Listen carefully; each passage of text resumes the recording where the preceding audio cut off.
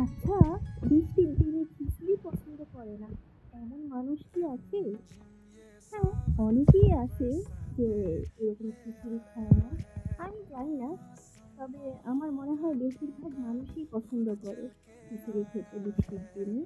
আর সেই সাথে যদি এইরকম ঝুম বৃষ্টি থাকে তাহলে তো আর কথাই নাই। গরুর মাংস আর হচ্ছে পাতলা খিচুড়ি। ইস! এক্কেবারে জমে যায়। আর সাথে যদি থাকে বেগুন ভাজা, ডিম ভাজি। আমি ভাই আজকে এত কিছু করি নাই। শুধু একটু খিচুড়ি রান্না করছি আর সাথে গরুর মাংস আছে, মুরগির মাংস আছে। তো হয়ে যাবে। আহ বেগুন ভাজবো যে বেগুনই বাসায় নাই বৃষ্টির কারণে বাজারই করা হচ্ছে না। তো কি করে বেগুন ভাজবো বলো?